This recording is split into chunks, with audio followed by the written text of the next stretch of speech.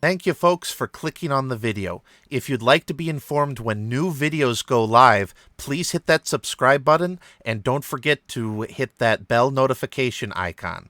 Please feel free to like, comment, and share the video with family and friends, as it really does help the channel grow in the current YouTube algorithm structure. Hello, welcome back to Swamp Dog Games. I'm your host Kendig. Today we're going to be doing a review of the OSR product Swords and Wizardry. This is a print version of the 2009/2010 version of the rulebook. This is their Any Award-winning version, based retro clone of Gary Gygax and Dave Arneson's 1974 Dungeons & Dragons classic. As an OSR product, if you are unfamiliar with what an OSR product is, you can look up here. Linked will be a video from Questing Beast who will explain more in depth what an OSR product is.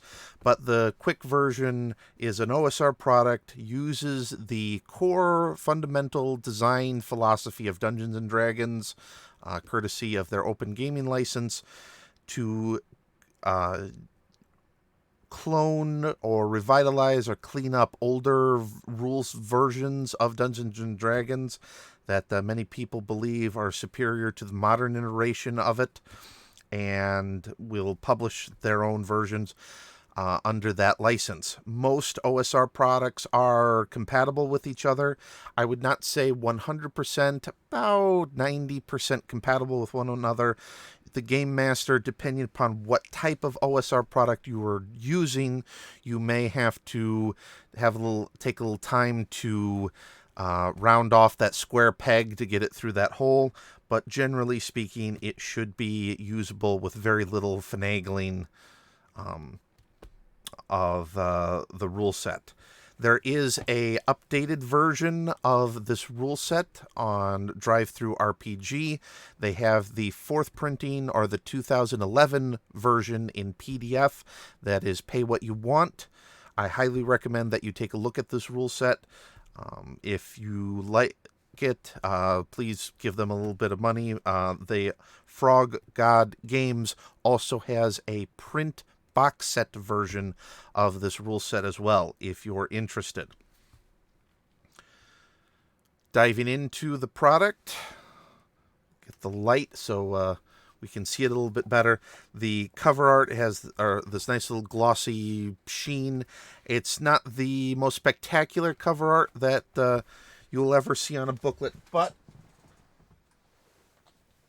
what's nice about this rule set is that this is a complete all-in-one. All you need to play, with the exception of dice, is right here in this booklet.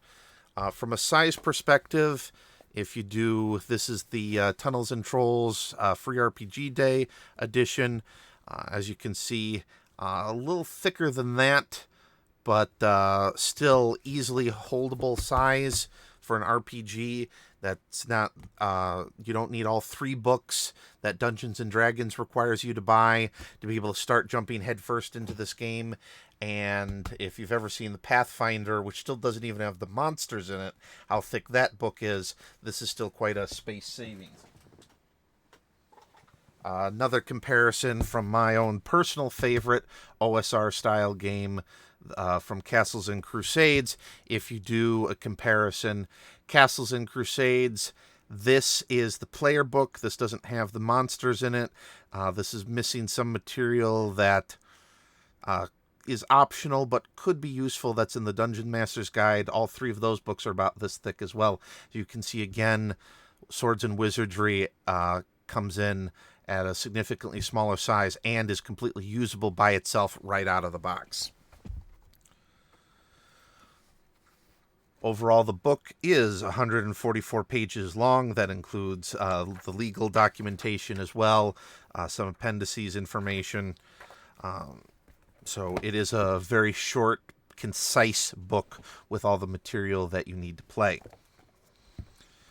Jumping into these games, it gives you a little bit of introduction about what this is trying to emulate. They decided to actually create the specific OSR product. A little intro by Matt Finch. and a 2010 forward in here from Tim Kask. It begins with a brief explanation of those stats that if you're a Dungeons and Dragons player, that by now you should all be very familiar with how they operate. Unlike modern iterations of Dungeons and Dragons, however, this breaks it down slightly. For example, the strength modifier you see at 18, it maxes out at damage to a +3, but your 2 hit modifier is only changed by +2 at maximum value. So some of the math is a little different in these, so you can't one-to-one do a direct comparison, but should be able to get you through this very quickly, the basics of how the game system works. Character classes, these older style versions of Dungeons and Dragons rules, if they have free rule sets, like this one does in PDF format, will have a much more abbreviated class list. Usually it'll be a cleric, so that you have someone to turn your own undead. One minor complaint with this layout is that not all cleric abilities are in the cleric section. I know that we want to see the nice artwork to help spur the mind for creative experience, but I personally, from a design perspective, believe all cleric skills, particularly turn undead, should be in the cleric section and not later in the booklet like it is here.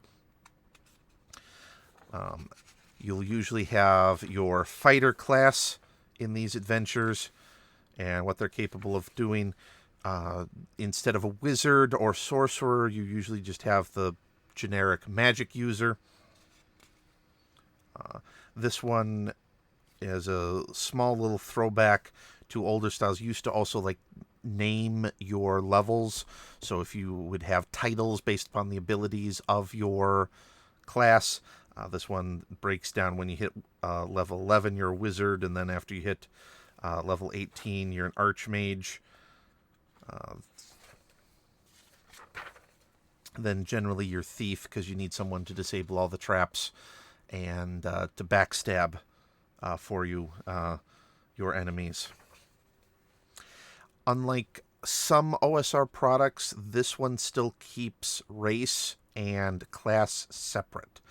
If you look back at older Gygax style RPGs, most of them will actually have race as a class. This still keeps those separate.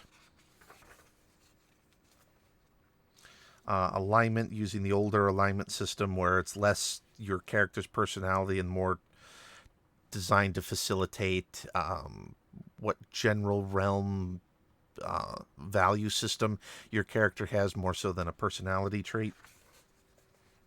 Your basic equipment, that's pretty much part and parcel of any one that we've had in previous editions of Dungeons & Dragons. This one, and if you follow these videos, I will probably be very consistent on, uses the THAC0, which is 2-hit armor class 0 method for determining your combat dice.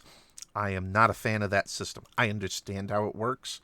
In this system, you can break it down. Roughly, THAC0 of 0 is what would be traditionally an AC of 19. So on a 20-sided die, you have a 5% chance of actually hitting the target. If your AC goes up to AC 9, which is what most players start off with, that means you have you would normally be in a modern Dungeons & Dragons version, you would have an AC of 10, meaning that you have almost a 50-50 chance of being hit. I don't like THAC0, just because the amount of time and space it takes to actually explain THAC0, what it is, how it works, and the hit matrices that you'll see later in this book.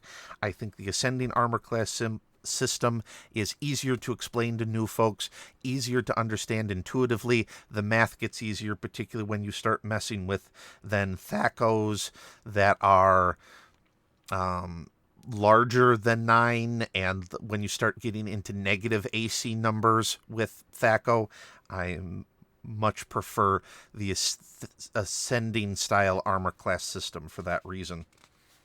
You have your basics of how weight works in the game. your introduction of how to play the game. This uses an older style experience system. It does include multi-classing in here, but it gives you bonuses based upon your prime attribute. So let's say you're a fighter. A fighter with a strength score of 18 is going to level up faster than a fighter with a strength score of 13, which definitely helps towards the good get gooder and the bad get left behind gameplay mechanic, which kind of, to me, reinforces those with lower prime attributes to actually try to engage in multi-classing rather than keep a core focus on just being a fighter. But that's the system that they decided to go with in this. Quick basics about your combat, how initiative works, your surprise rolls and all that stuff. This here is what I was talking about with the attack matrices. If you've played old school Warhammer 40k, you're used to seeing these type of attack tables. This whole section here for the benefits of combat for the cleric on this attack table, and then they go into your magic user and fighter attack tables. This could be so much more simplified with just a simple, here's every other level +1 to your hit, or bring in your basic attack bonus into the level up chart for each of the various classes, rather than having the separate attack table, which takes up a significant amount of space just to explain how the hell THAC0 works. That's why, again, I much prefer the Ascending Armor class. Here's 1, 2, 3, 4 attack tables versus this one little blurb here that you could do with an Ascending Armor class system. That's, again, more intuitive, easier for the player to explain. It's personal preference. I know I grew up in the 3.5 edition of Dungeons & Dragons, so that and everything afterward was definitely Ascending Armor class, and so I know I'm slightly biased and that's what I'm used to, but I do believe from a math perspective it's easier to calculate extreme case scenarios with Ascending AC and easier to explain it to someone who's new. This is what I was referring to. This is now your Turning Undead skill. Some other skills are back here in this section, sort of advanced combat skills. This, I believe, should actually be in the cleric section of the book, personally. And in some other OSR products, they actually do that. Stick this chart in with the class descriptions. An example of playing the game, some traps and loot examples, high-level adventuring. In an older style OSR game, there was usually a level that characters and their players playing them would hit, where they are just so advanced that they are now well-known heroes and adventurers known beyond just their little section of the world, and would gain access to strongholds and followers. Generally, this was also a way that if your character was lucky enough to actually get to high levels, a way to have them honorably bow out of the game so that you could return to lower level characters and keep your adventuring levels lower, which makes it a little bit easier for the GM, and most material is written for Dungeons & Dragons in the 1 to 10 range, and so these would allow you then to set up your characters as lords. Establish Titles is your opportunity to earn the title of Laird or Lady and gain the respect you deserve. All you need is 1 square foot plot of land in Scotland. Of their various realms, and you could also then have them take over for local government, and you could have your players switch between the governing roles of your older characters and then get some new fresh meat in there to continuing adventuring. That's how we used to use and interpret these sections for your basic style magic. Now, magic in this uses your basic Dungeons & Dragons style magic. I'm a little bit sad that I've encountered people now that don't understand that this is based upon the Jack Vance novels, of fantasy novels. So this is actually Vancian magic, not Dungeons & Dragons style, But because newer generations don't read the classics as much as they should, many of them don't understand that this is actually not connected to D&D, that this actually predates Dungeons and Dragons by quite a bit. This Vancian style magic use. The rules for them are very simple. You cast it. The basic requirements for the spell is usually all level based. You're not going to have any requirement for totems or sacrificial material for most of them. Some basic ranges. The one thing I do not like about OSR is they use much shorter ranges for magic. The one good thing about 3.5 edition was the expanded ranges that combat could take place at when you're adventuring, particularly if you're going to be doing sea or spelljammer based combat. The extended ranges available in 3.5, I believe, better facilitate that type of combat versus this very up close and personal magic use that older and versions and like Dungeons and Dragons 5th edition use these days. Of course, magic always takes up a significant section of any book. Then you get into the referee, which is this game's reference or term for the game master. Dungeon Master is still copyrighted to Dungeons and Dragons, which is owned by Wizards, and that's not included in the open game license of terms that you can use. So older games will use referee, which is usually inherited from the older war game style thought processes from early role-playing games, or will refer to their game master like I am as the game master. It does give a little bit brief explanation of how a dungeon works. It does give you a nice beginning dungeon. I'm not sure how well balanced it is per se, but you do have included your own dungeon, which means that with just this book alone, you can jump right into playing a game with your players. Brief explanations of the various items on the map, or the various keying on the map, how monsters in the dungeon work, some basic scenario tables for creating encounters in the dungeon, your wilderness adventures, how that differs from dungeon play, getting lost in the woods, that's always the start of a great adventure. Mass combat rules. This one I wouldn't recommend newer game masters getting involved with, but it's a brief set to help explain the epicness of a mass combat fight while still allowing your players to actually shine. Brief monster manual. This isn't a complete monster manual. It has some very basic monsters in here, from your bears, your centaurs. This one has, again, your hit dice, your armor class using THAC0, but thank God they do also include the ascending armor class system.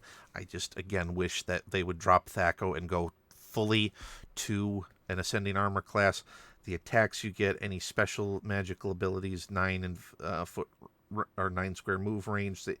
This one uses only a singular saving throw stat. Some other OSR products might break down your saving throws between death saves, dragon's breath, and other types of encounter or special dangers in the field. Though it is an abbreviated monster manual, it does have a wide variety of stuff in their abbreviated description, so it's not like you're hurting for options for your players to fight in your initial use of this game.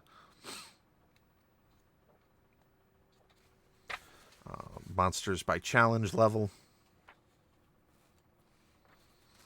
Your treasure generation tables, of course, for the game master. Both your hordes and some basic magic item descriptions. You have, of course, your scrolls, your magic shields, swords, and weapons. You have your wands. I believe you have your staffs and rings Yep, staffs, miscellaneous magical items in here as well, cursed items. Character sheet is very simple. You don't even need this character sheet. What's nice about these older styles, you could easily put this in a notebook too and not lose track of all the data that you need to be able to actually play your character. And then what's also included, which is nice about this system, is that it also has a brief one-page description of a realm that you can immediately throw your players in. So you have immediately a dungeon and immediately some sort of adventure realm that you can stick your players in immediately upon getting this book. After the fall of the empire of the Iron Maiden, civilization was plunged into a great dark age. Though I would get rid of Iron Maiden and replace it with Ion Fury. If you get the bad joke that I'm referencing, then good on you. Yeah, no one likes Iron Maiden anymore. But this rulebook, if you're an advanced OSR player, advanced roleplay player, you probably already have your own rule set. I know my own personal favorite is either Castles and Crusades or Old School Essentials are my two go-to OSR products. This is a great, however, all-in-one beginner's OSR product. The fact that I don't have to mess with multiple books. I'm assuming the print quality of the one in the box set is similar to this. Unfortunately, it looks like they discontinued the print versions of Swords and Wizardry outside that box set, which, looking at this, even though this was not ordered print on demand, this was ordered from a bookstore, it does have that very print on demand feel. It is glue bound. It's not the greatest print product I've seen in the OSR community, though I don't want to make it sound like I'm knocking on them too badly. The PDF version of this, I think, is going to be where Swords and Wizardry derives its value from. There was at one point a larger complete rule set. However, a quick Google search as of the time of this video when I am making it seems to be out of print, and the PDF version is no longer available on DriveThruRPG, as well as there's no print version of the complete rule set. The core rule set is still available and is available in print through Frog God Games. But if I was going to be doing a mass introduction to role-playing games, like if I wanted to donate a ton of role-playing game material to a library, or I wanted to donate it to perhaps kids after-school activity, honestly, despite my complaints, Swords and Wizardry is a great introductory model. It has the core mechanics you need to get running right off the bat. Everything, literally everything you need is right in this one booklet. It has a dungeon. It has a brief campaign setting you can set in. Everything except the dice is right here. And because of that, this is the type of book that I would definitely give out to an after-school activity event to kids. Let them all purchase a bunch of these, hand them out for free. This is great for that. Call me an RPG snob. This just is not personally my jam, Swords and Wizardry. I prefer, again, Castles and Crusades or Old School Essentials. Because I joined in the 3.5 edition in Dungeons and Dragons. That was my first. So I am jumping into the OSR versions of that. Castles and Crusades is closer to 3.5 edition.